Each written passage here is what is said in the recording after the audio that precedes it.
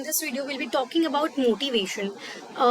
यहाँ पे हम लोग अभी पहले थोड़ी बात करेंगे नेचर ऑफ मोटिवेशन एंड उसके कुछ कॉन्सेप्ट्स की. उसके बाद में हम लोग बात करेंगे मोटिवेशनल थ्योरीज की. अभी जो थ्योरीज हैं हम जब नॉर्मल साइकोलॉजी में मोटिवेशन एंड इमोशन में पढ़ते हैं उसमें भी ये होती हैं थ्योरीज एंड कुछ होती हैं बहुत ही ज़्यादा OB oriented theories of motivation. And मैं ट्राई करूँगी कि एक ही वीडियो में सारी मोटिवेशन की थ्योरीज को मैं इंक्लूड कर पाऊँ. तो ये वीडियो काफ़ी लंबी हो सकती है या फिर अगर नहीं हुआ तो एक सेकेंड पार्ट इसका आएगा, राइट. तो लेट्स स्टार्ट. सबसे पहले अब हम लोग सोच रहे हैं इतना मोटिवेशन के बारे में हमने बात कर ली. ये मोटिवेशन होता क्या है? तो सबसे पहले मोटिवेशन जो है ना ये एक लैटिन वर्ड मूवेर से आया है जिसका मतलब है टू मूव. तो जो मोटिवेशन होती है ना is something which is concern with the strength and direction of behaviour. कि हमारे बिहेवियर की क्या स्ट्रेंथ एंड डायरेक्शन है. स्ट्रेंथ इज बेसिकली इंटेंसिटी, ठीक है. एंड द फैक्टर दैट कहीं ना कहीं इंफॉर्मेशन देता है हमें and people to behave in a certain way कि हम लोग एक पर्टिकुलर तरीके से बिहेव करें. तो जो ये बेसिकली जो मोटिवेशन है वो क्या है? एक साइकोलॉजिकल फिनोमिना है, एक इनर डिज़ायर है एक इंडिविजुअल की जिससे वो अकम्प्लिश कर सकता है something more. Because as an individual हमें हमेशा होता है कि अभी और हम लोग कभी भी सेटिस्फाइड नहीं होते हैं. तो जो एक इनर डिज़ायर होती है कि हमें और कुछ जो है अकम्प्लिश करना है, दैट डिज़ायर है ना इज मोटिवेशन. एक साइकोलॉजिकल फिनोमिना है और ये the very deficiency of this force, ठीक है, ये हमें क्या करता है? ये हमें एक तरह से फोर्स करता है जिससे हम कुछ सर्टेन अमाउंट ऑफ वर्क करें. जैसे यूस्ट्रेस होता है, जब होता है हम काम करते हैं. जैसे मोटिवेशन होती है, एक अर्ज होती है, ठीक है. More is the individual motivated, उतना ही ज़्यादा उसकी परफॉर्मेंस एंड ऑर्गेनाइजेशन रिलेशंस होंगे.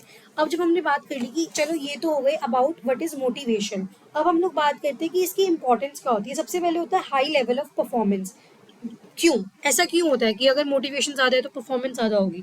क्योंकि जब क्या होता है, जब ये हर एक जो मैनेजर होता है ना, ये उसकी ड्यूटी होती है कि वो इंश्योर करे कि वो लोग जो एम्प्लॉयज़ हैं वो हाईली मोटिवेटेड हों. क्योंकि अगर जब एम्प्लॉयज़ मोटिवेटेड होते हैं, जैसे कि अब मोटिवेट कैसे होंगे? सबसे पहले तो अगर आप उनको monetary and non monetary incentives देते हैं, कुछ भी हो सकता है. जैसे नॉन मॉनिटरी तो लिटरली प्रेज भी हो सकती है कि आप उनको उनके काम को अप्रिशिएट कर रहे हैं. मॉनिटरी उनको पे रेजेस मिल रहे हैं. तो उससे क्या है, वो मोटिवेट होते हैं. जो हाईली मोटिवेटेड जो वर्कर्स होते हैं would be regular for work. वो रेगुलर होंगे and have a sense of belonging for the organisation, क्योंकि वो उनका इतना ध्यान रखते हैं. तो वो भी होता है. और जो क्वालिटी ऑफ द प्रोडक्ट है वो भी इम्प्रूव होगी. वेस्टेज जो है वो मिनिमाइज होगी. और इससे क्या होगा? प्रोडक्टिविटी परफॉर्मेंस बढ़ेगी, है ना, जब मोटिवेशन हाई होगी. उसके बाद होता है low employee turnover. Employee turnover is जब एम्प्लॉय छोड़कर जा रहे हैं आपकी कंपनी को. And absenteeism. तो इसमें क्या होता है, अगर जो एक एम्प्लॉय है वो बहुत डिससेटिस्फाइड है, ठीक है, तो उससे क्या होगा? वो इंजॉय नहीं करेगा जो भी उसको काम मिल रहा है, ठीक है. तो उसकी वजह से वो एब्सेंट हो जाएगा.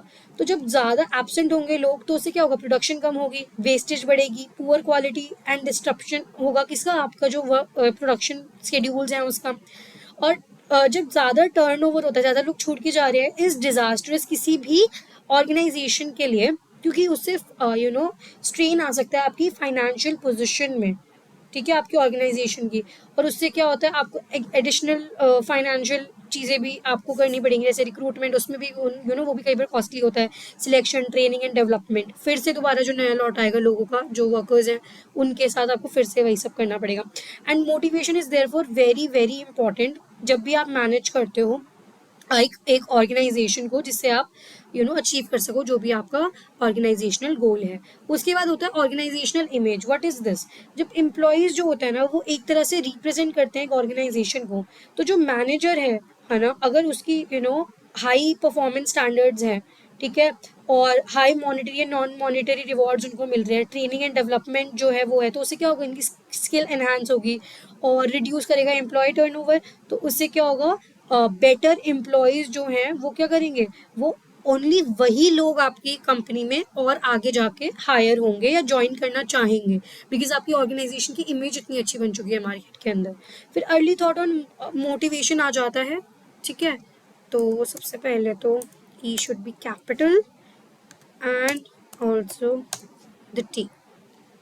अर्ली थॉट्स ऑन मोटिवेशन अगर हम देखें तो पहले मोटिवेशन को सिर्फ इंसेंटिव्स के अनुसार देखा जाता था, ठीक है। जो हमने scientific management theory of OB जो हमने यूनिट 1 पढ़ी है उसमें आप देखेंगे, ठीक है।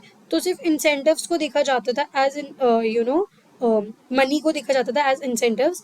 एंड फिर बाद में ये जो इंसेंटिव्स होते हैं उनके अंदर वर्किंग कंडीशन, सिक्योरिटी और डेमोक्रेटिक स्टाइल ऑफ सुपरविजन, जो ह्यूमन रिलेशन होते हैं, उन सबको भी उतनी ही तवज्जो दी गई, ठीक है। एंड अब जो है जो मोटिवेशन है वो बहुत वाइड हो चुकी है। यहाँ पे अब हायर लेवल ऑफ नीड्स की बात करते हैं और मोटिव्स की बात करते हैं और सेल्फ एस्टीम, सेल्फ एक्चुअलाइजेशन, ये सब हम जब थ्योरी पढ़ेंगे तब आपको पता चलेगा, ठीक है। ग्रोथ की बात करते हैं एंड रिकग्निशन, रिस्पॉन्सिबिलिटी, अचीवमेंट, इन सब चीज़ों की भी बात करते हैं, राइट। अब टाइप्स ऑफ मोटिवेशन दो तरीके की हो सकती है। इंट्रिंसिक मोटिवेशन जहाँ पे अंदर से आपको मोटिवेशन आ रही है खुद से कि भाई मेरे को अच्छे नंबर लाने, I have to act in a certain way, you are self motivated. And extrinsic की बाहर से आपको मोटिवेशन मिल रही है in the in the face of praises, और जो भी आपको मतलब मनी, है ना, इंक्रीज्ड पे, प्रेज, प्रमोशन, ये सब जब आपको एक बाहर से मिल रही है मोटिवेशन, जिससे आप या तो रिवॉर्ड्स मिल रहे हैं या फिर आप पनिशमेंट को अवॉइड करने के लिए कुछ डिसिप्लिन में एक्ट कर रहे हैं, है ना, तो उससे क्या कहते हैं हम एक्सट्रिंसिक मोटिवेटर कहते हैं। और उसका इमीडिएट एंड पावरफुल इफेक्ट भी होता है, बट ये ज़रूरी नहीं है कि अगर आपको जब तक मिलती रहेगी तभी तक होगा, तो ये लास्ट लॉन्ग नहीं करती है ज़्यादा। और जो इंट्रिंसिक मोटिवेटर्स होते हैं वो generally quality of working life में होता है कि मतलब मुझे अच्छा करना है, बिकॉज मुझे अच्छा घर चाहिए, तो मैं अच्छा काम करूंगा तो मुझे अच्छा पे मिलेगा, काइंड ऑफ वैसा अंदर से मोटिवेटेड। तो इसके ज़्यादा deeper and long term effects होते हैं, बिकॉज यहाँ पे ये इंडिविजुअल के खुद से आते हैं और उनका जो वर्क है और वो इम्पोज नहीं किए जाते हैं बाहर से, ठीक है। तो कौन सा ज़्यादा बेटर हुआ? इंट्रिंसिक ज़्यादा बेटर हुआ, मतलब, ठीक है। लेकिन इमीडिएट रिजल्ट चाहिए होते हैं तो एक्सट्रिंसिक बेटर होता है। तो ये सेल्फ जनरेटेड फैक्टर्स होते हैं जो इन्फ्लुएंस करते हैं इंसान के बिहेवियर को, एंड ये क्रिएटेड नहीं होते हैं किसी भी बाहर की चीज़ से, ठीक है। अब यहाँ पे और फ्रीडम टू एक्ट भी होता है, और यहाँ पे क्या आता है, वो बेसिकली अपनी जितनी भी स्किल्स एंड एबिलिटीज़ हैं वो भी यूज़ करते हैं। अब कॉन्सेप्ट रिलेटेड टू मोटिवेशन की जब हम बात करते हैं तो कुछ कॉन्सेप्ट है जो मोटिवेशन जैसे हैं, जैसे कि drive. What is drive? Drive is basically एक तरह से स्टेट ऑफ टेंशन जिसकी वजह से आप मोटिवेटेड होते हो टूवर्ड्स टू डू समथिंग। अगर आपको प्यास लगी है तो आपको जो थर्स्ट है उसकी वजह से आप पानी पीने जा रहे हो, तो दैट इज ड्राइव, ठीक है। तो ये क्या है, एक परसिस्टेंट स्टिमुलस होता है to push an organism towards its goal, जो पुश करता है, ठीक है। तो it is a state of heightened tension जो आपको एक रेस्टलेसनेस की तरफ ले जाता है, एंड आपसे उसकी वजह से एक एक्टिविटी या फिर प्रिपरेटरी बिहेवियर होता है, ठीक है।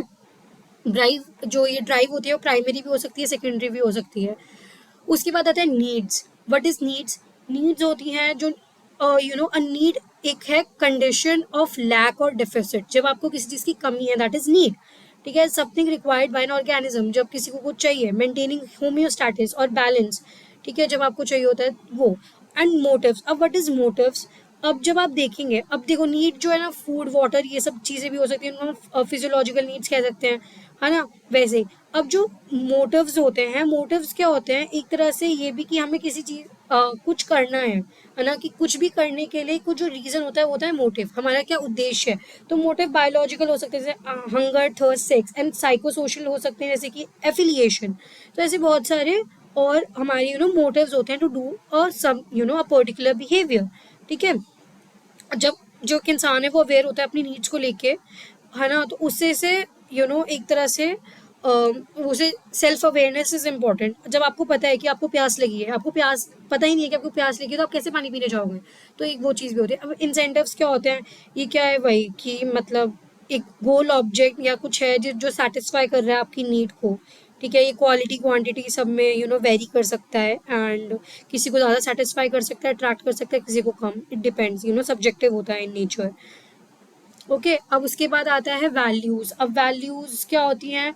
ये एक वैल्यूज़ भी ना एक तरह से इम्पॉर्टेंट मोटिवेटर होती हैं, ठीक है, because they are considered as desirable and cherishable goals जो सर्व करते हैं as guiding principles in people's life, ठीक है। तो वैल्यूज़ हमें चॉइसेस लेने में हेल्प करते हैं, एंड वैल्यू प्रायोरिटाइज करते हैं हमारी नीड्स को। और जो मोरल वैल्यूज़ होती हैं वो भी हमें बताती हैं गुड और बैड के बीच का डिफरेंस। फिर आता है हमारा इंस्टिंक्ट्स। अब इंस्टिंक्ट्स क्या होते हैं, एक बहुत पुराना कॉन्सेप्ट है जब हम मोटिवेशन की बात करते हैं, बिकॉज ये एक इनेट बायोलॉजिकल फोर्स होता है जो हमें प्रीडिस्पोज करता है एक ऑर्गेनिज्म को कि वो एक सर्टेन वे में एक्ट करे। ठीक है, तो एक जो इनेट बायोलॉजिकल फोर्स होती है उसको हम कहते हैं इंस्टिंक्ट। तो हम लोगों ने इसके बारे में बहुत ज़्यादा बात कर रखी है, जैसे कि फाइट, रिपल्जन, बहुत सारी चीज़ें होती है, क्यूरियोसिटी, ये सब। इंस्टिंक्ट जो होते हैं वो इनहेरिट होते हैं and compelling source of conduct होते हैं कि आपको करना ही पड़ता है, एक अर्ज हो रही है आपको। ठीक है, this term is no more use जब हम ह्यूमन बिहेवियर की बात करते हैं। Animal behaviour is sometime explained using this term. तो हम एनिमल बिहेवियर को जनरली इससे बताते हैं कि इंस्टिंक्ट थे उनके, animal instinct. In current usage, instinct is reserved for innate response tendencies जो generally animals में होता है. Now, by this we have completed all the important concepts of motivation, and now we'll proceed further in studying theories of motivation. Okay, so let's start. तो guys, जब हम लोग theories of motivation की बात करते हैं ना, तो सबसे पहले हम लोग बात करते हैं कंटेंट थ्योरीज की।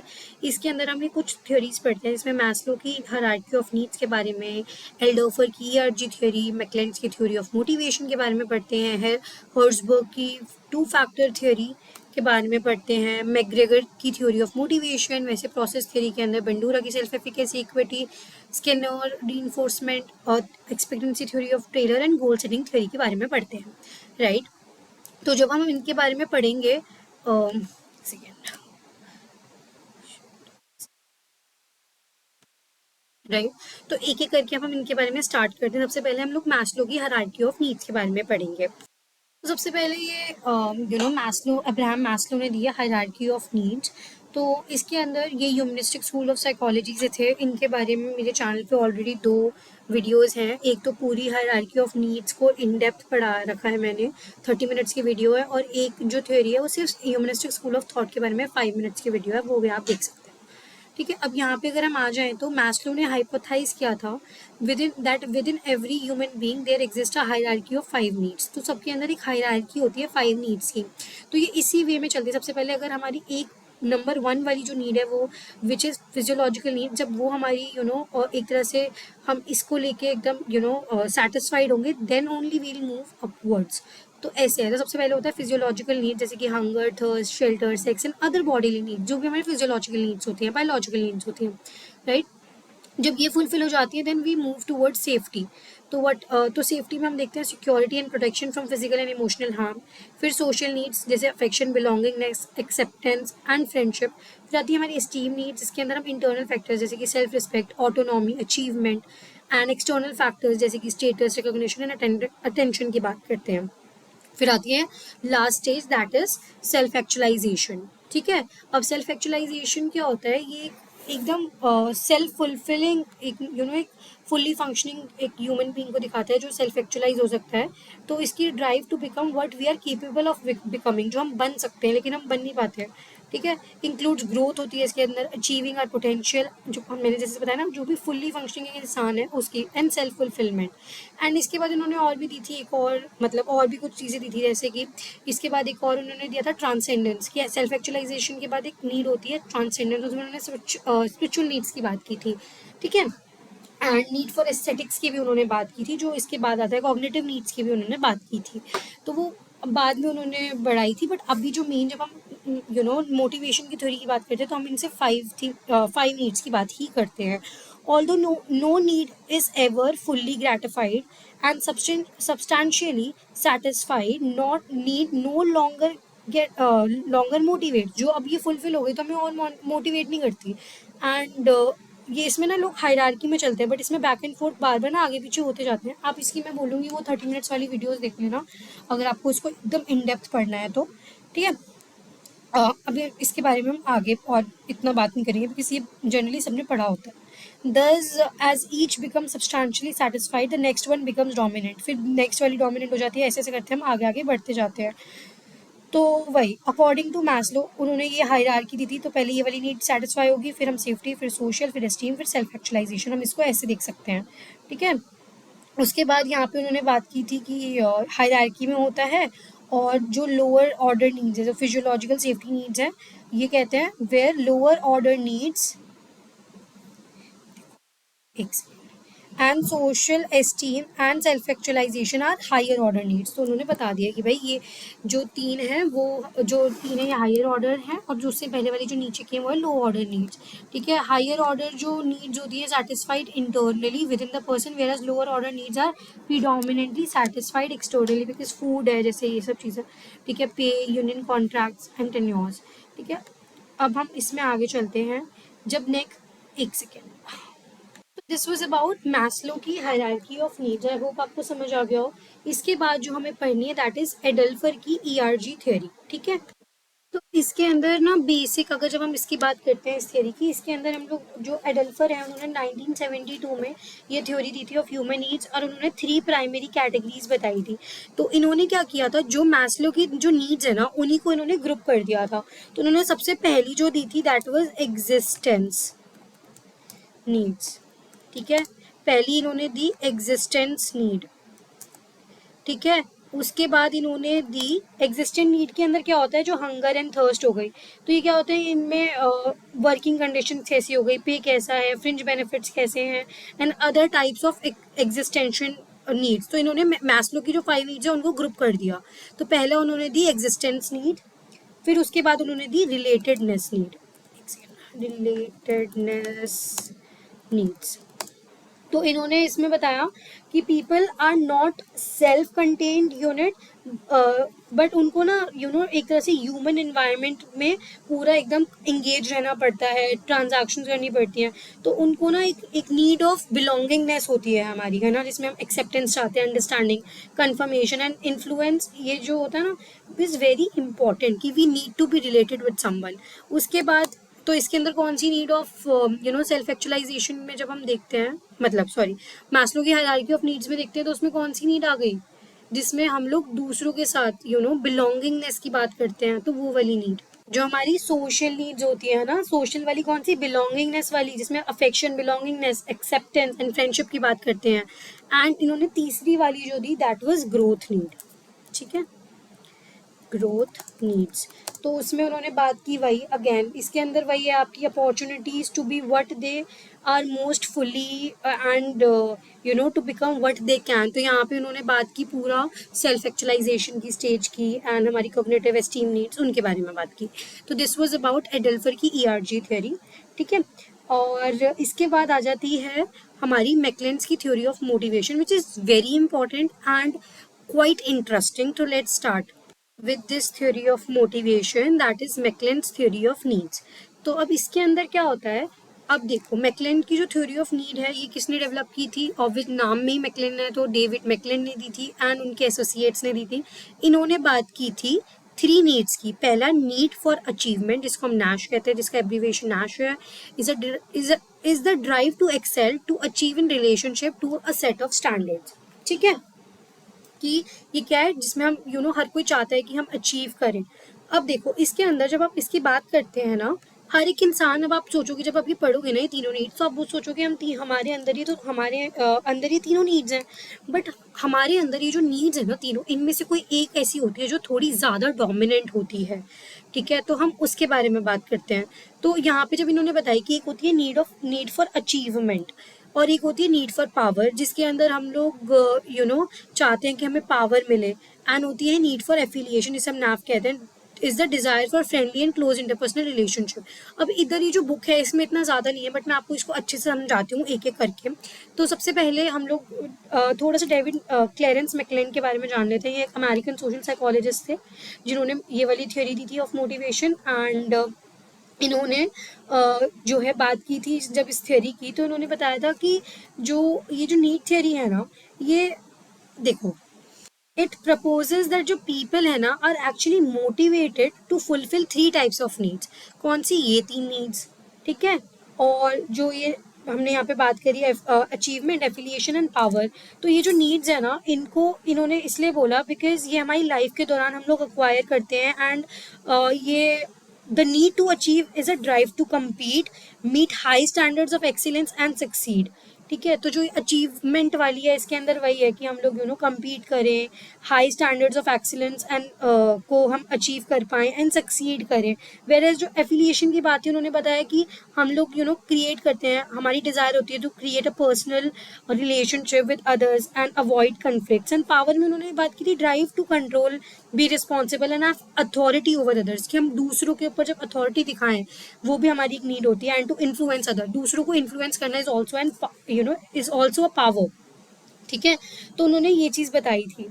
अब हम एक अगर इन पर्टिकुलर को देखें तो जो नीड फॉर अचीवमेंट है ना, तो इनको ना रिस्पॉन्सिबिलिटी लेना पसंद है फॉर फाइंडिंग सोल्यूशन जो भी प्रॉब्लम आती है, who seeks challenges, who are willing to work hard and who has the mental vigour to reach the ultimate goal and consider to have a high need for achievement. ठीक है। जिनके अंदर ये सारी क्वालिटीज़ हैं वो ज़्यादा होते हैं जिनको अचीवमेंट की ज़रूरत होती है। तो जो अचीवमेंट मोटिवेटेड पीपल होते हैं ना, they tend to get more pay raises and are promoted faster because they are constantly trying to think better ways of doing things, कि कैसे मैं और बेटर कर सकूँ और कैसे बेटर कर सकूँ, है ना।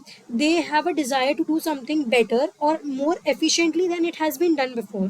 ठीक है। जैसे पहले हो रहा है उससे भी बेटर तरीके से वर्क करना, तो ये होता है नीड फॉर अचीवमेंट। अब जब पावर की बात करें तो इसमें होता है कि इम्पैक्ट करो, desire to have impact, to be influential and to control others.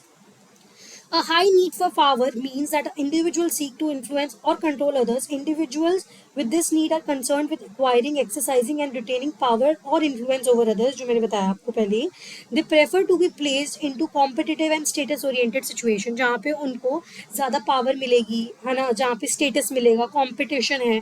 They generally tend to seek position of leadership. अब लीडरशिप के बारे में ऑलरेडी एक वीडियो है जो आप ओबी में पढ़ते हैं, that is very important topic. Top level managers जो पॉलिटिशियन हो गए उनमें नीड ऑफ पावर ज़्यादा दिखी जाती है, because at the end politics is about power only, है ना. एंड जो एफिलिएशन है उसके अंदर होता है कि it is related to desire for affection and establishing friendly relationship. तो जो जो लोग इस पे हाई होते हैं ना, नीड फॉर एफिलिएशन पे, वो ऑर्गेनाइजेशन को एज अ चांस टू देखते हैं as a chance to form new and satisfying relationship. They are motivated by the job that provides frequent interaction with colleagues. They drive pleasure from being loved by a group. ठीक है। तो यही होता है. तो इसमें डिफरेंट यहाँ 3 motives बताए हैं जो different type of feeling of satisfaction हमारे अंदर बताता है.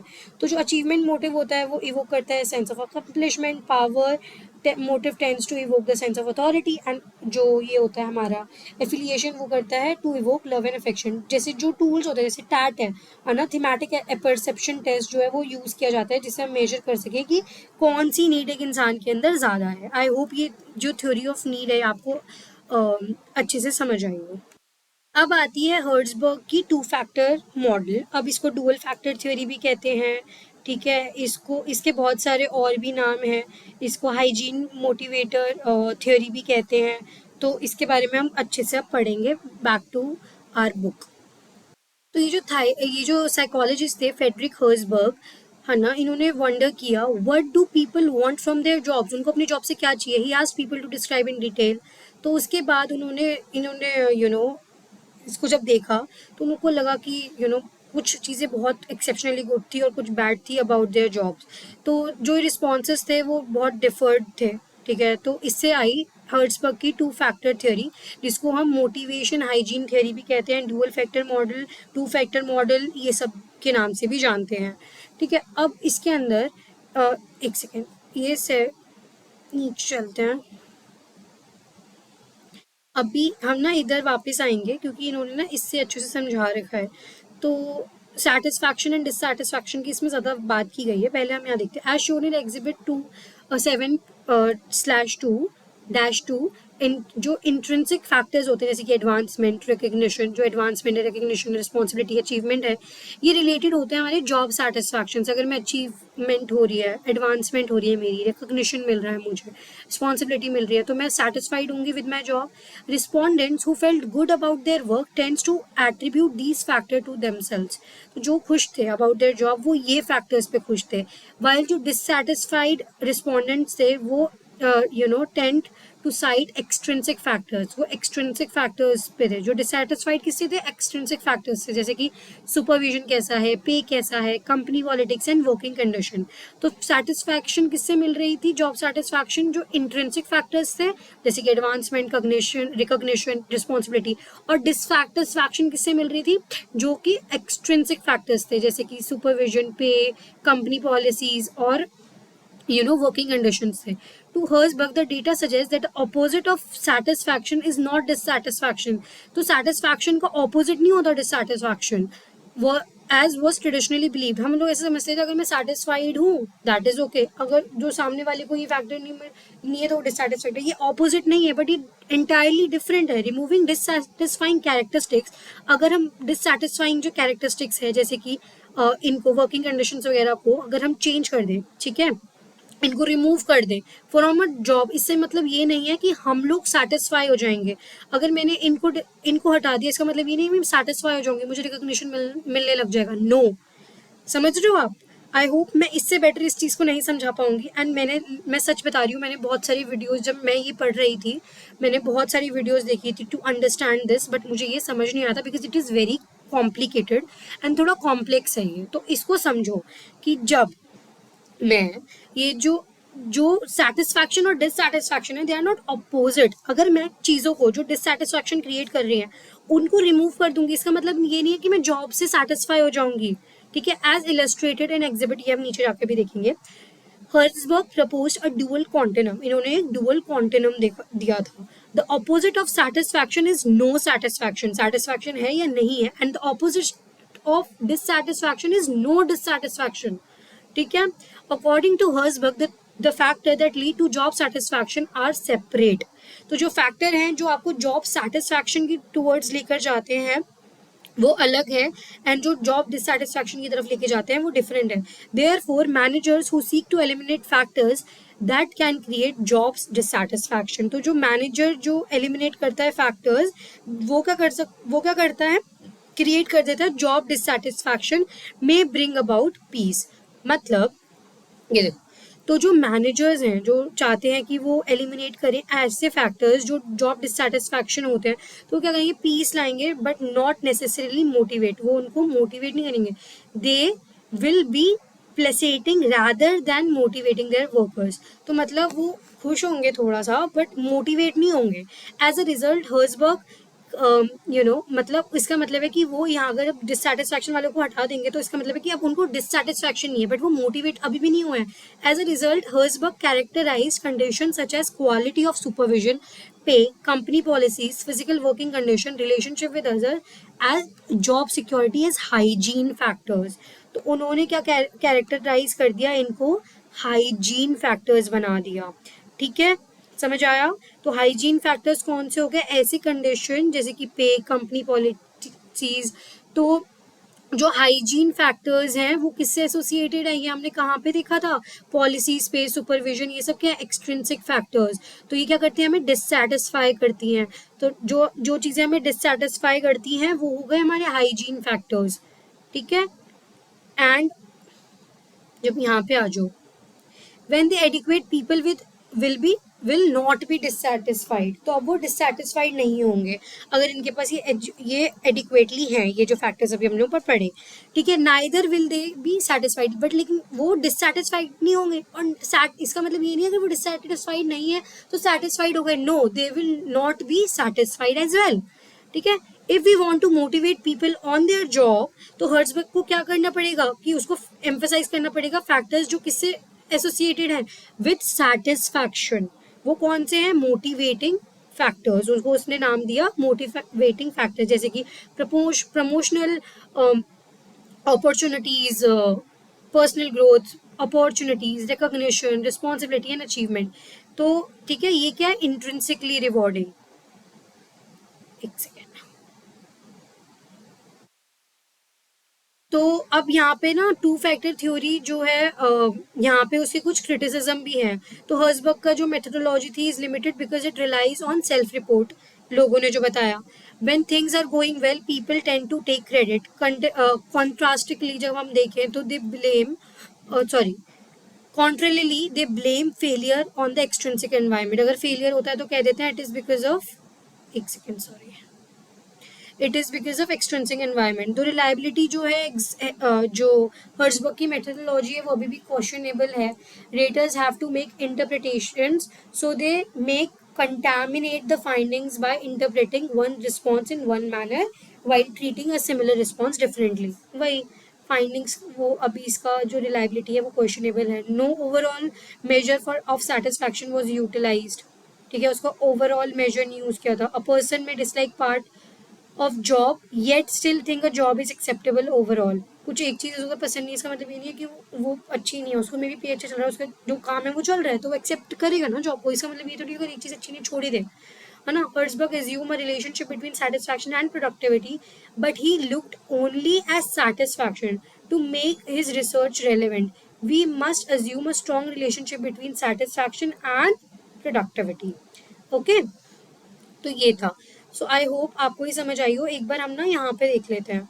तो फैक्टर्स जिससे हमें सेटिस्फैक्शन मिलती है, अगर मैं अचीव ज़्यादा कर रहा हूँ, रिकग्निशन मिल रही है, work, responsibility, achieve advancement and growth. Factor जो हमें डिससेटिस्फाई कर रहे हैं वो है policy and administration, supervision, relationship with superiors, work condition, salary, relationship with peers. I hope it is now clear. This theory is very important, right. तो अब जब हम यहाँ पे आ जाते हैं, जब हमने पढ़ लिया हर्जबर्ग की 2 फैक्टर मॉडल भी, अब एक मैकग्रेगर की थ्योरी ऑफ मोटिवेशन के बारे में देखते हैं. ये भी हमारे सिलेबस में नहीं है तो इसकी मैं एक डिफरेंट वीडियो बनाऊंगी. अभी मैं ओबी रिलेटेड बना रही हूँ ना, तो ऑलमोस्ट सारी हम जो थ्योरीज हैं उसको पढ़ेंगे, बट ये भी सिलेबस में नहीं है. तो अगर आप लोगों को इस वीडियो मतलब इस थ्योरी के बारे में जानना है तो मैं आपको इसकी एक डिफरेंट वीडियो बना के आपको समझा सकती हूँ. अभी हम लोग प्रोसेस थ्योरीज में आ जाते हैं. तो अभी हमने नीड की बात की थी, ये हमारी इंसान की नीड है. तो जब भी हम लोग किसी चीज़ को लेकर अनसेटिस्फाइड होते हैं, डिसइक्विलिब्रियम होता है ना हमारी लाइफ के अंदर, तो हम ये वाली थ्योरी को देखते हैं जब हम सेटिस्फैक्शन, अचीवमेंट, इन सब की बात करते हैं. लेकिन कुछ होती है प्रोसेस थ्योरी जिसके अंदर हम लोग कॉग्निशन की बात करते हैं, साइकोलॉजिकल प्रोसेसेस की बात करते हैं, परसेप्शन की बात करते हैं. तो तब हम लोग बात करते हैं प्रोसेस थ्योरीज की. तो प्रोसेस थ्योरी के अंदर सबसे पहले हम लोग बेंडूरा की सेल्फ एफिकेसी के बारे में बात कर लेते हैं. मेन जो हम इसके अंदर पढ़ने वाले हैं is goal setting theory, expectancy theory and equity theory. Because Skinner की रीइंफोर्समेंट थ्योरी के बारे में हम ऑलरेडी बहुत ज़्यादा पढ़ चुके हैं. इसके अंदर बस यही है कि जो एक इंसान है अगर उसको किसी भी, अगर वो कोई अच्छा एक्ट कर रहा है और हमने उसको रीइंफोर्समेंट दे दी, हमने उसको उसकी जो चीज़ है उसको प्रेस कर दिया या उसको उस पर कुछ रिवॉर्ड दे दिया, तो वो जो जो उसका बिहेवियर है दैट विल बी मोटिवेटेड कि वो आगे जाके उसको दोबारा करेगा. लेकिन अगर उसने कुछ गलत किया, हमने उसको पनिश कर दिया, तो उससे क्या होगा, जो भी उसका बैड बिहेवियर था वो वहीं की वहीं स्टॉप हो जाएगा. आगे वो मोटिवेटेड होगा कि वो ये बिहेवियर ना करे. तो दैट इज स्किनर का रीइंफोर्समेंट थ्योरी. ऐसी ही बेंडूरा की सेल्फ एफिकेसी थ्योरी है जो हम स्टार्टिंग ऑफ आर डिग्री से पढ़ते आ रहे हैं. That is social learning theory of Bandura. इसमें उन्होंने यही बात कर रखी है कि सोशल लर्निंग थ्योरी जो है वो बेंडूरा ने बनाई थी और वो कंबाइन करती है aspect of behavioural and expectancy theory. अब ये एक्सपेक्टेंसी थ्योरी क्या है जो हम आगे पढ़ेंगे, ठीक है. It recognises the significance of the basic behavioral concept of reinforcement as determinant of future behavior. तो यहाँ पे हमने reinforcement की बात कही है बट एम्फोसाइज करता है importance of internal psychological factors, जैसे कि हमारी एक्सपेक्टेंसी क्या है. तो यहाँ पे हम लोग बेसिकली बात करते हैं रेसिप्रोकल डिटर्मिनिज्म की. बिकॉज यहाँ पे क्या होता है, देखो जो हमारा बिहेवियर होता है या जो हमारा कोई भी एक्ट होता है that is actually dependent on हमारे इंडिविजुअल का जो बिहेवियर, इंडिविजुअल का जो सिचुएशन होती है ना, that play a important role. अब मैं इसको आपको एक चीज़ से समझाती हूँ. तो जब हम लोग बात करते हैं ना, जब हम इसकी बात करते हैं सोशल लर्निंग थ्योरी की, तो उसमें हम जो रेसिप्रोकल डिटर्मिनिज्म की बात करते हैं वो होता है पर्सनल फैक्टर, बिहेवियर, एनवायरनमेंट. ये तीनों का इंटरप्ले होता है इंसान के कि हाउ दे एक्ट. बट जब हम मोटिवेशन की बात करते हैं इन पर्टिकुलर, तो हम लोग बात करते हैं सेल्फ एफिकेसी की. कि what is self efficacy? Self efficacy is that I actually believe in myself that I have that capability, I have that skill, that ability to perform any task जो हमारे पास आ रहा है. अगर आपको मैंने कुछ दिया एंड आपको पता है कि आप वो कर सकते हो, आपको अपने आप पे बिलीव है, दैट इज सेल्फ एफिकेसी. तो वो भी हमें मोटिवेट करती है टू डू थिंग्स. तो दिस वाज अबाउट बेंडूरा की self efficacy theory and reciprocal determinism. ठीक है, ये आपस में तीनों इंटरप्ले करते हैं. तो personal factor, behaviour and environment, okay, इनका इंटरप्ले की बात होती है रेसिप्रोकल डिटरमिनिज्म मॉडल में, ठीक है। तो अब हमने बात कर ली, तो अब सबसे अब मेन थ्योरीज पे आ जाते हैं जिनकी हमें बात करनी है जब हम लोग वर्क मोटिवेशन की थ्योरीज के बारे में बात करते हैं, तो दैट इज इक्विटी थ्योरी, ठीक है। ये देखो, self efficacy social cognitive theory और सोशल लर्निंग थ्योरी के अंदर आता है। इसका मतलब इंडिविजुअल का बिलीव दैट ही और she is capable of performing a task, ठीक है। जितनी ज़्यादा सेल्फ एफिकेसी होगी उतना कॉन्फिडेंस होगा, उतना सक्सीड करेंगे वो लाइफ में। This was self efficacy theory. So here is equity theory. अब इक्विटी थ्योरी या फिर ऑर्गेनाइजेशनल जस्टिस। अब इक्विटी का मतलब क्या है, इसको याद रखने के लिए इक्वालिटी याद रखो कि हम लोग किस चीज़ की बात कर रहे हैं, इक्वालिटी की, ठीक है। तो जब हम बात करते हैं इसमें, ये जॉन स्टैसी एडम्स की थ्योरी है, ठीक है, जिन्होंने इक्विटी थ्योरी दी थी। अभी यहाँ पे नेक्स्ट पेज पे चलते हैं पहले,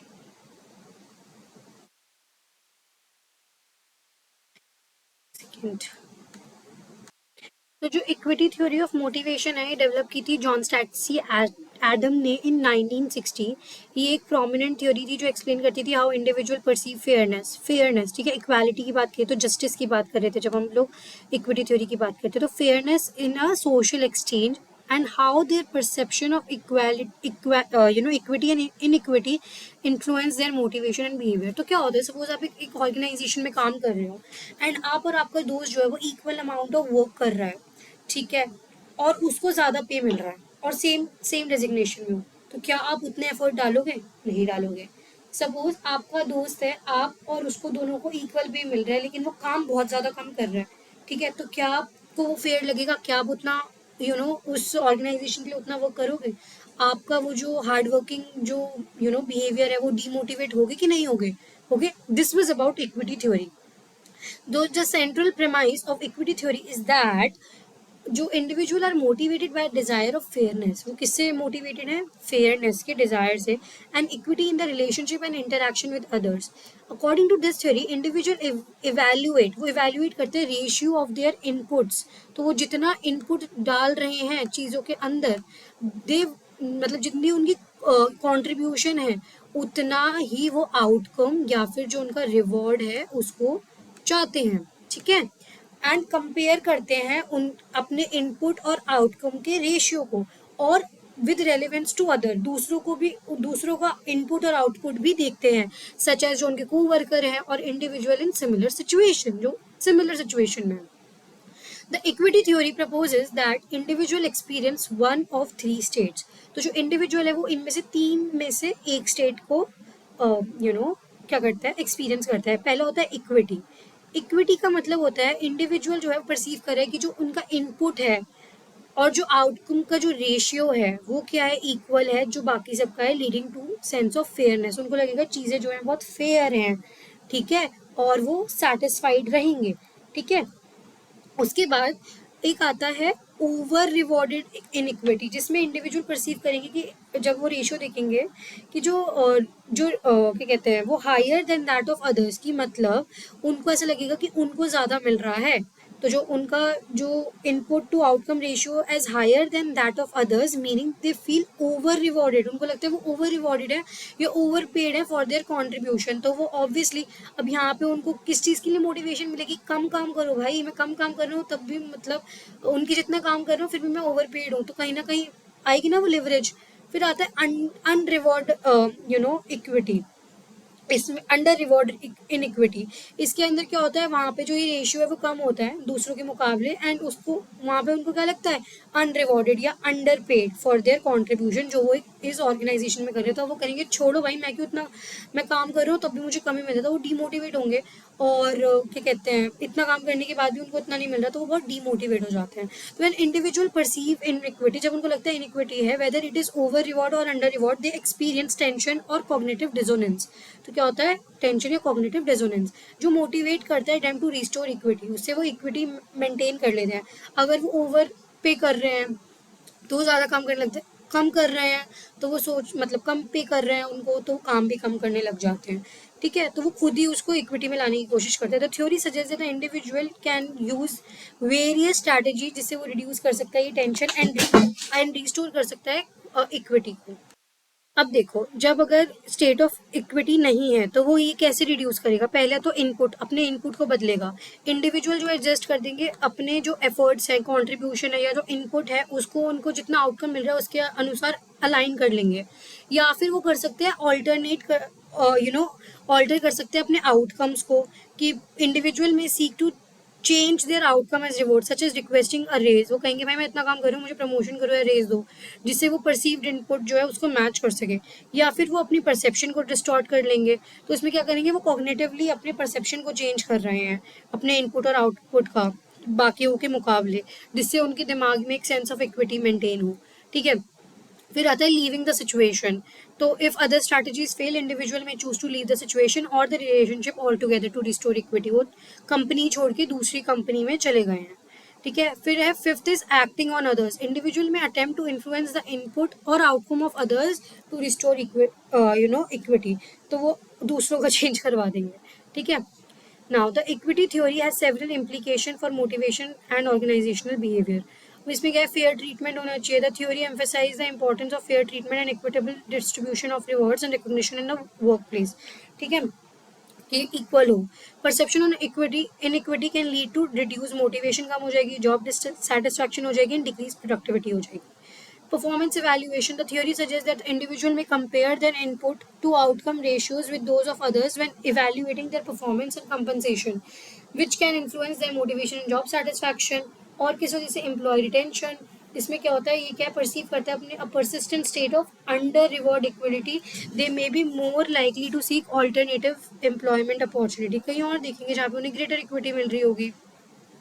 कंपनसेशन एंड बेनिफिट्स की जब हम बात करते हैं, I'm sorry, the theory highlights the importance of designing compassionate compensation and benefit system that are perceived as fair and equitable by employees। ठीक है, मतलब उनके इनपुट आउटपुट दोनों को देखना, उनके एफर्ट, स्किल, एक्सपीरियंस और उनका पे, बेनिफिट्स एंड रिकॉग्निशन, उनको कंपनसेशन देना, बेनिफिट्स देना, एंड टीम डायनेमिक्स।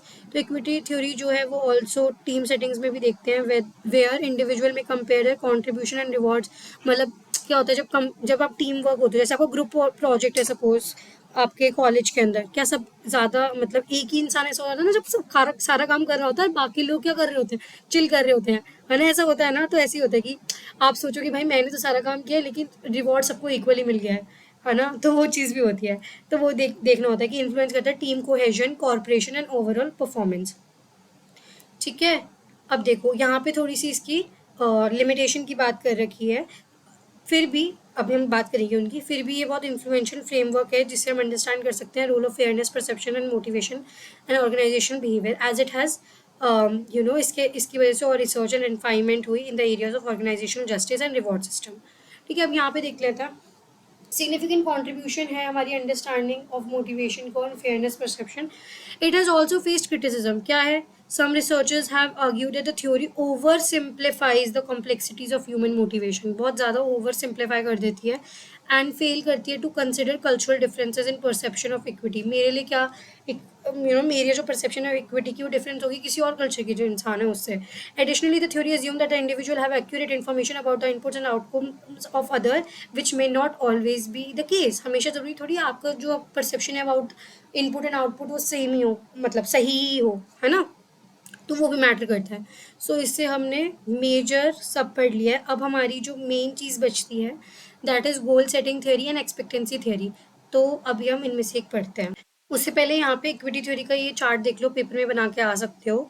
तो this is represent the employee, represent other relevant others. तो जहाँ पे इनको ज़्यादा मिल रहा है inequity due to under rewarded, जहाँ ये दोनों सेम है इक्विटी है, जहाँ इसको ज़्यादा मिल रहा है ओवर रिवॉर्डेड। तो ये आप बना के आ सकते हो, ठीक है, एग्जाम के अंदर। सॉरी, एक सेकेंड। सो नाउ हम लोग पढ़ेंगे गोल सेटिंग थ्योरी। तो goal setting theory Locke and Latham ने दी थी।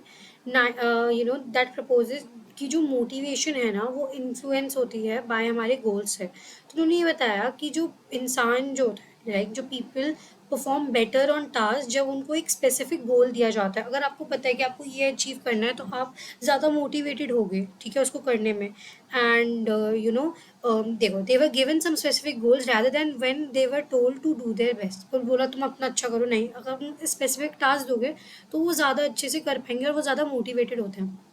तो this approach is found to work when the goal are specific and challenging but attainable।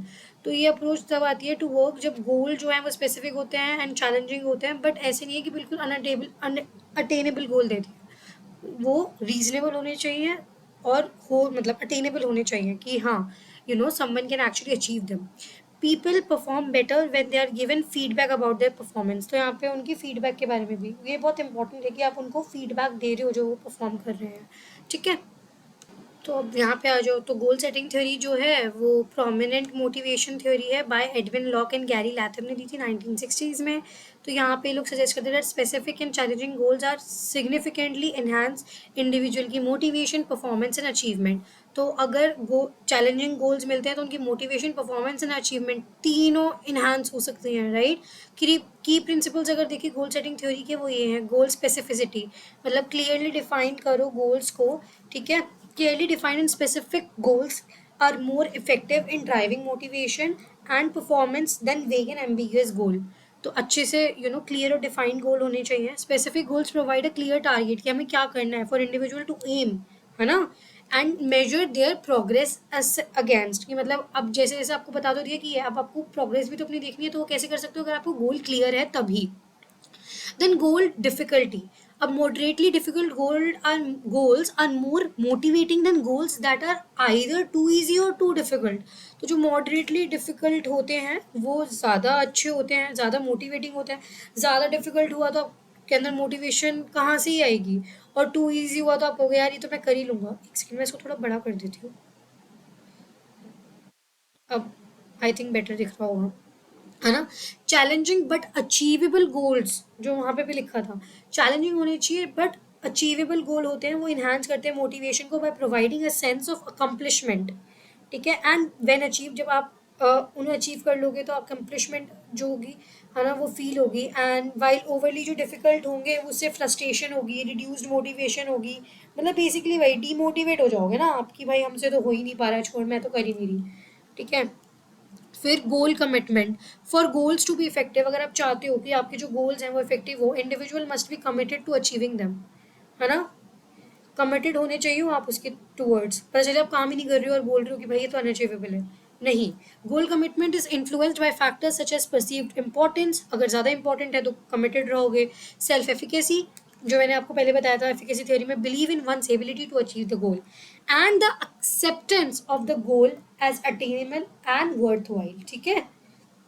उसके बाद चौथा पॉइंट जो इम्पोर्टेंट प्रिंसिपल या मतलब कैरेक्टरिस्टिक कह लो, is feedback. Regular feedback on progress towards goal attainment is essential for maintaining motivation and adjusting strategies as needed, है ना। तो आपको अगर फीडबैक मिल रहा है तो आप अच्छे से काम कर सकते हो उसके टुवर्ड्स, तो आपका गोल अचीव हो जाएगा, ठीक है। इससे आप मोटिवेटेड रहोगे। एंड एडजस्ट करना भी स्ट्रैटेजीज को इज़ वेरी इंपॉर्टेंट, क्योंकि सिचुएशन वेरी करती रहती है, आप एक ही स्ट्रैटेजी से हमेशा नहीं कर पाओगे। फीडबैक जो अलाउ करते हैं इंडिविजुअल को कि वो मॉनिटर करे अपनी परफॉर्मेंस को, आइडेंटिफाई करे एरियाज ऑफ इम्प्रूवमेंट और नेसेसरी चेंजेस जो है वो करे, जिससे वो अपने गोल को अचीव कर सकें। Fifth is task complexity. तो जो इफेक्टिवनेस होती है of goal setting may be influenced by complexity of the task, कि कितना कॉम्प्लेक्स है ना। तो ये जो हम गोल सेट कर रहे हैं वो कितना इफेक्टिव होगा, वो कितना टास्क कॉम्प्लेक्स है उस पर डिपेंड करता है, ठीक है। जैसे कि ज़्यादा कॉम्प्लेक्स टास्क है, स्पेसिफिक एंड चैलेंजिंग गोल्स में बी मोर बेनिफिशियल। कॉम्प्लेक्स है तो आपने स्पेसिफिक और चैलेंजिंग बना दिए, गोल्स हो गया। वाइल जो सिंपल और रूटीन टास्क होते हैं, गोल में have less impact on motivation and performance, है ना, उसे गोल्स का इतना कुछ इम्पैक्ट नहीं आएगा। अब इसके कुछ सेवरल प्रैक्टिकल इम्प्लीकेशंस देखें तो परफॉर्मेंस मैनेजमेंट के लिए setting specific and challenging goals can be effective strategy for improving employee performance and productivity. तो अगर हम स्पेसिफिक एंड चैलेंजिंग गोल्स करेंगे तो उससे ये एक इफेक्टिव स्ट्रैटेजी है जिससे आप इम्प्रूव करो एम्प्लॉय की परफॉर्मेंस एंड प्रोडक्टिविटी को, ठीक है। मैनी ऑर्गेनाइजेशन जो है वो इनकॉर्पोरेट करते हैं गोल सेटिंग्स को अपनी परफॉर्मेंस मैनेजमेंट सिस्टम में aligning individual goal with organisational objectives. उसके बाद आता है self regulation and self motivation. I know बहुत बड़ी वीडियो हो चुकी है ना। आप लोग भी सोच रहे होंगे कि लाइक इतनी देर आप लोगों की भी वो बन नहीं पा रही होगी, जो क्या कहते हैं, अटेंशन सस्टेन नहीं हो पा रही होगी। बट मैंने एक वीडियो पे इसलिए कि आपको इधर उधर भटकना ना पड़े। अब आपने अगर आपसे नहीं पढ़ा जा रहा है, आप उसको पॉज करो, वापस दोबारा इसी वीडियो पे आओ और इसको आगे कंटिन्यू करो, लेकिन पूरा देखना है, राइट। इसके बाद एक लास्ट वीडियो हमारी और बची एक्सपेक्टेंसी थ्योरी की, वो भी हम जल्दी से करने वाले हैं। बस ये थोड़ा सा बचा है, ठीक है। तो रेगुलेशन एंड सेल्फ मोटिवेशन के लिए भी ज़रूरी होती है, ठीक है। पर्सनल गोल्स वगैरह के लिए, और किस लिए ज़रूरी होती है, ट्रेनिंग एंड डेवलपमेंट के लिए ज़रूरी होती है। ट्रेनिंग प्रोग्राम्स जो एनहांस करते हैं लर्निंग एंड स्किल एक्विजिशन को, ठीक है। स्पेसिफिक एंड चैलेंजिंग गोल्स होते हैं, वो मोटिवेट करते हैं कि वो ग्रेटर एफर्ट एंड परसिस्टेंस डालें इन लर्निंग न्यू स्किल्स और नॉलेज। फिर टीम परफॉर्मेंस, ठीक है। गोल सेटिंग जो है वो उसमें भी अप्लाई हो सकती है टीम सेटिंग्स में। तो ये क्या करते हैं, अगर अच्छे गोल्स हैं, शेयर्ड एंड अलाइन गोल्स होते हैं, वो फोस्टर करते हैं collaboration, coordination, collective efforts toward achieving the team objective. फिर आता है coaching and mentoring. Coaches and mentors can leverage the principle of goal settings and help individual और team to set effective goals, facilitate goal commitment and provide feedback to support goal attainment, ठीक है।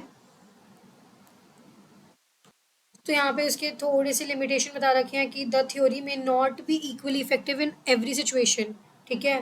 For all individual and other factors such as individual differences, organisation culture, environmental factors, ये भी influence करते हैं motivation and performance को। Importance देते हैं goal commitment को, but it does not provide specific guidance on how to foster and maintain commitment over time, है ना। विद टाइम हम लोग डिमोटिवेट हो जाते हैं गोल की तरफ टूवर्ड्स, है ना।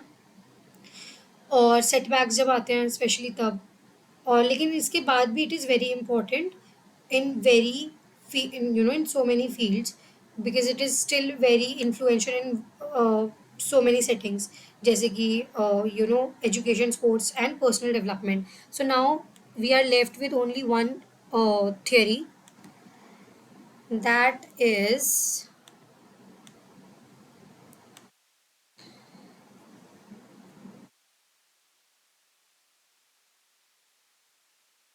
एक्सपेक्टेंसी थ्योरी, ठीक है। अब हम एक्सपेक्टेंसी थ्योरी पढ़ते हैं, ठीक है। अब हम लोग पढ़ने वाले हैं एक्सपेक्टेंसी थ्योरी ऑफ रूम। तो जब हम ये स्टार्ट करते हैं उससे पहले लेट मी टेल यू कि जो ये इक्विटी थ्योरी है, ठीक है, और ये एक्सपेक्टेंसी थ्योरी है, और ये जो गोल सेटिंग थ्योरी है, ये जो तीनों थ्योरी हैं इनको हम लोग कहते हैं कंटेम्प्रेरी थ्योरी ऑफ मोटिवेशन, ठीक है। तो हमने इसमें जो तीन इंपॉर्टेंट ज़्यादा हैं वो है equity, expectancy and goal setting. Goal setting we have done, equity we have done, now we are left with expectancy theory of Vroom. तो लेट्स स्टार्ट, ओके। एक सेकेंड।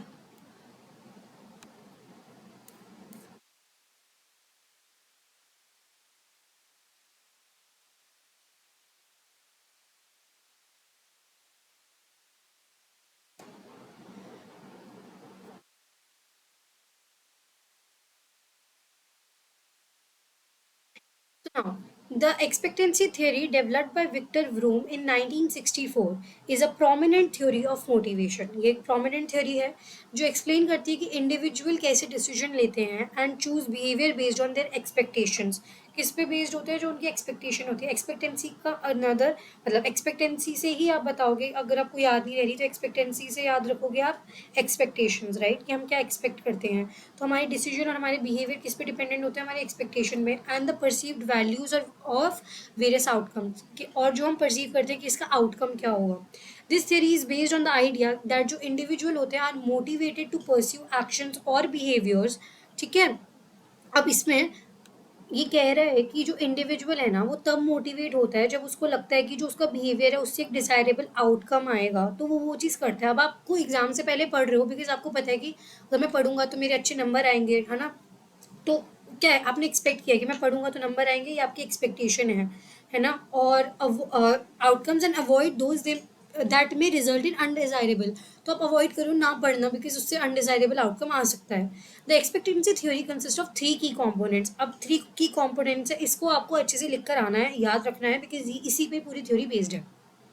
एक्सपेक्टेंसी थ्योरी है तो ऑब्वियसली सबसे पहले एक्सपेक्टेंसी आएगी. Expectancy is what, आपकी expectation. तो this component refer to an individual का बिलीफ और expectation that their efforts will lead to a certain level of performance.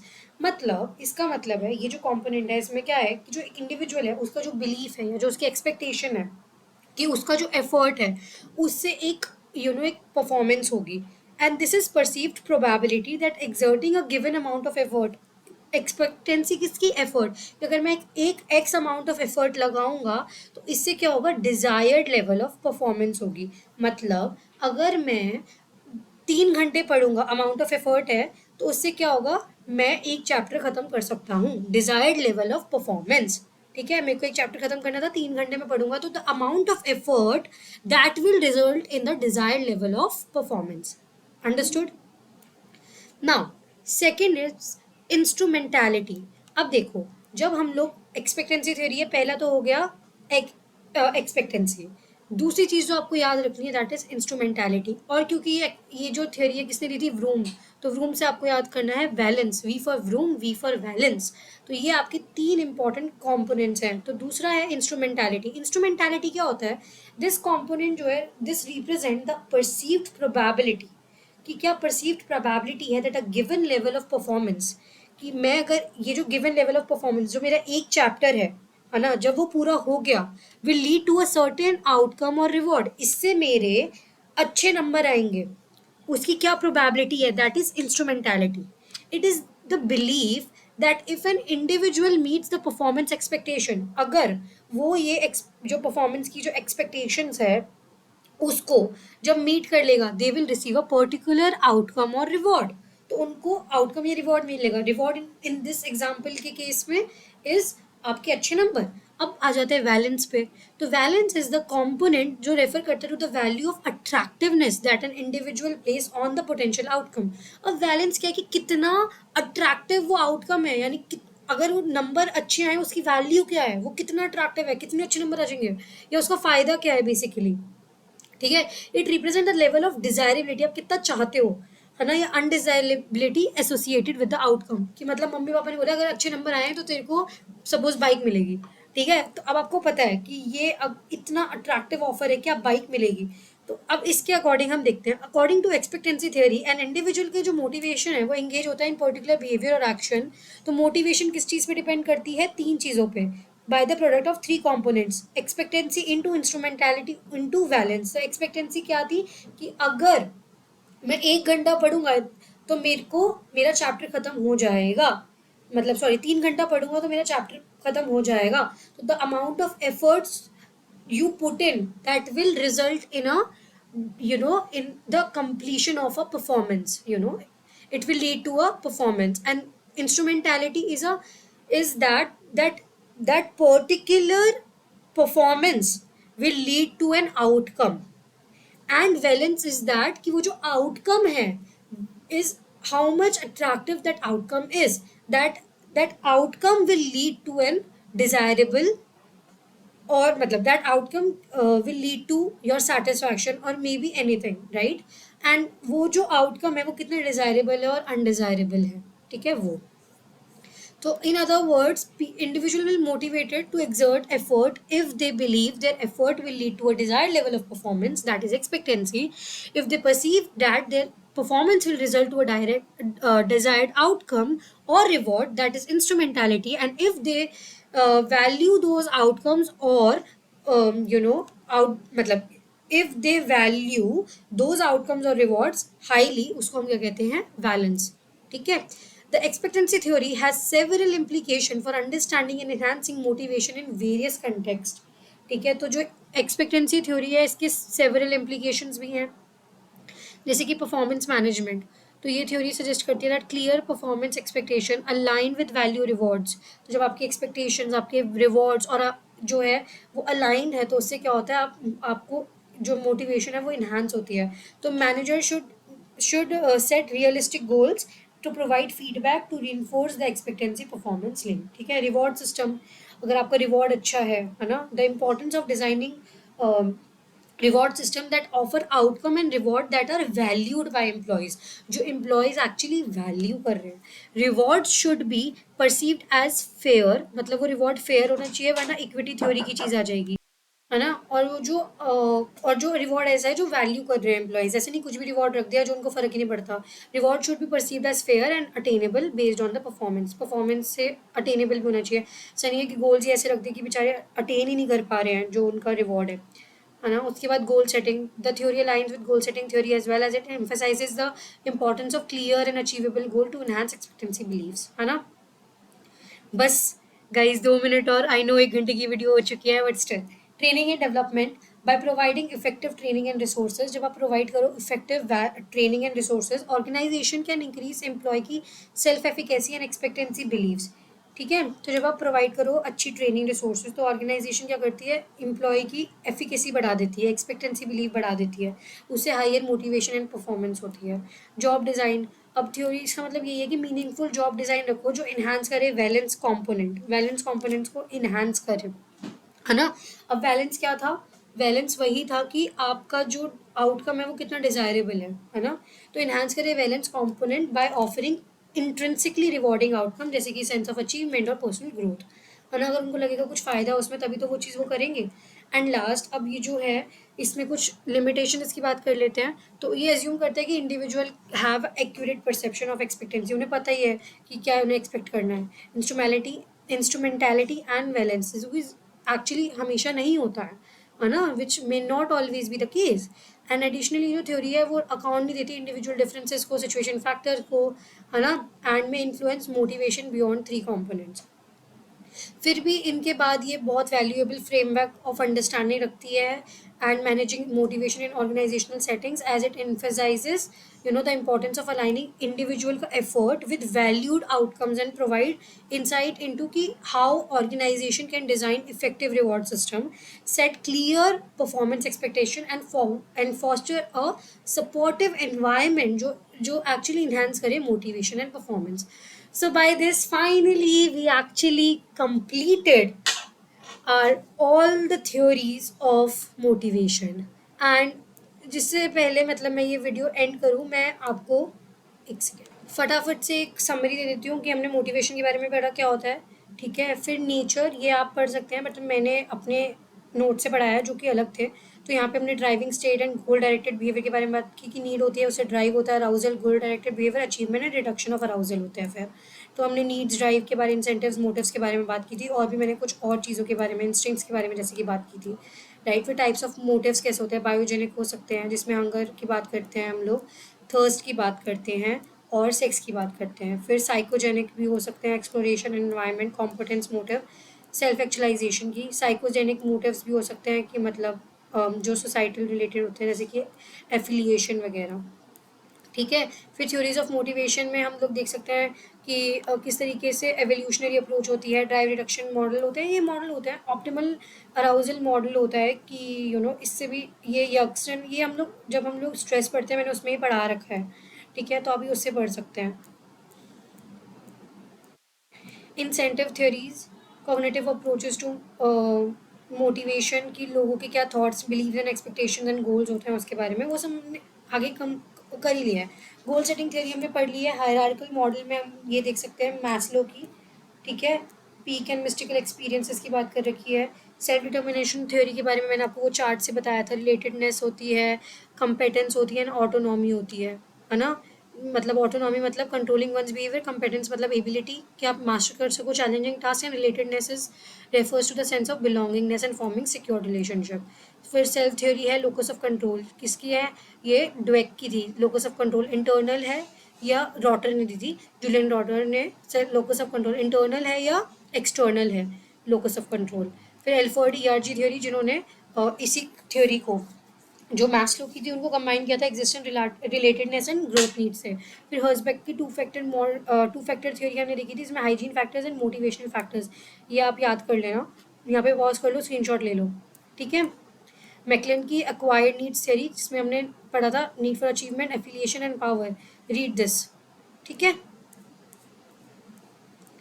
Frustration and conflicts, अगर हम मोटिवेट नहीं, हमारा वर्क कंप्लीट नहीं हो रहा तो फ्रस्ट्रेशन होता है, कई बार कन्फ्लिक्ट भी होता है टू अपोजिंग चीज़ों में, गोल अगर हमारा कंप्लीट नहीं हो रहा, तो अगर आपको इसके बारे में पढ़ना है तो आप पढ़ सकते हैं. So by this we actually completed are everything about this topic.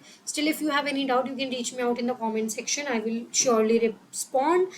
And if you like the video and efforts, don't forget to like, share and subscribe to my channel. See you in the next video.